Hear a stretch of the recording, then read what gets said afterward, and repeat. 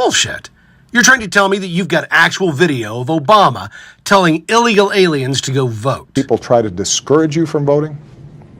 If you want to vote and you show up at your polling place, they can't stop you from voting. They can't stop you from voting. If people want to know how to vote, then you can go to iwillvote.com. The fact of the matter is that we give our power away all the time. You know, we tell ourselves, oh, it's hard, it's not going to matter, it's not going to count. And the powers that be, they're counting on us giving our power away. Many of the millennials, dreamers, undocumented citizens, and I call them citizens because they contribute to this country, are fearful of voting. So if I vote, will immigration know where I live? Will they come for my family and deport us? Not true. Okay. And the reason is, first of all, when you vote, you are a citizen yourself, and there is not a situation where the voting rolls somehow are transferred over and people start investigating, etc. The sanctity of the vote is strictly confidential in terms of who you voted for. If you have a family member who maybe is undocumented, then you have an even greater reason to vote. Color me shocked. I stand corrected. The last factor I want to mention is resilience, the capability to bounce back, because there will be certainly what we call the black swans, the unpleasant surprises which will come in our way.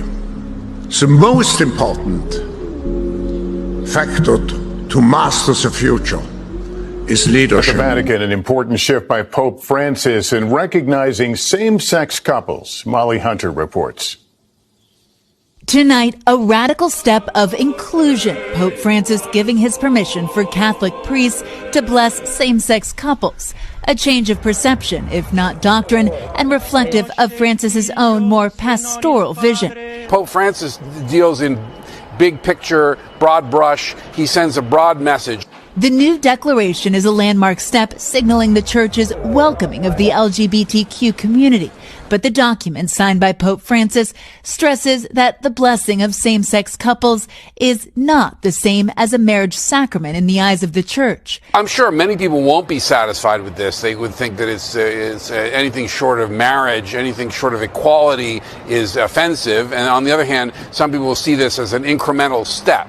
The U.S. Conference of Catholic Bishops said in a statement, each of us needs God's healing love and mercy in our lives. It's an overdue decision, but I'm glad that it's been made. I think that's a great step forward. I think that's wonderful news, to be honest. Long overdue. You know, if Jesus said love was love, then love is love, isn't it? The door now open for so many who have not always felt welcome, thanks to an aging pope still sparking controversial discussion. Well, mine's a little dark. I just feel a lot of concern that 2024 may be the year of a black swan event. This is a national security event with high impact that's very hard to predict. There are a number of concerns that I have that factor into that. Not only this sort of enduring heightened threat level that we're facing, the wars in Israel, also Ukraine. And we're so divided in this country in ways that we haven't seen before. And I think that just creates fertile ground for our adversaries like North Korea, China, and Iran. And that's what concerns me most. All right, here's the deal. We've been talking a lot about this. We talked about it for 2 hours with General Flynn yesterday. The Democratic Party deep state mouthpieces are all over every channel, newspaper that is corporate media, Decepticon media, dinosaur media, enemy of the people media, attacking every basic good value of America or humanity. The Democrats unanimously on Christmas Day put out messages celebrating abortion as a Christmas sacrament. They're just rubbing our faces in it. Giant hordes of up to 20,000 each of illegal aliens organized by the UN are smashing across our border every day. And that's just the big groups coming in. We're in a war. We're under attack. It's all been planned by the globalists and implemented through the UN. The right wing has always said, oh, the UN's ineffectual and a joke. And no, it's the arm of the globalists, their political takeover system. They have the nation states sign treaties with them to put them in charge. Everything from our medical care and our bodies to our borders, to our militaries. And that's where we are. And the cancer inside America created the UN as an outside beachhead to transfer power to it away from the people. So with all these movies coming out, Leaving the World Forever produced by Obama, and Civil War 2024, $300 million budget, star-studded, where you have a race war, civil war, cyber attack, and the U.S. military sniping and bombing and missiling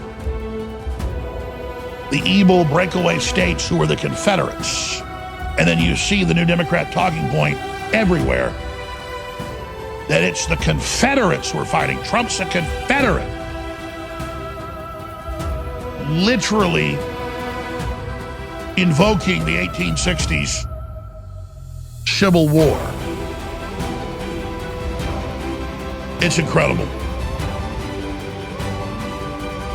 And it was British intelligence that manipulated the South.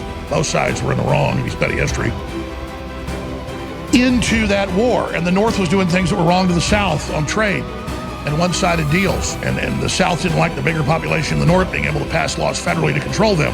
It wasn't about slavery. The point is British intelligence manipulated the South. That's on record. And of course, Trump's a Yankee of a Yankee from New York.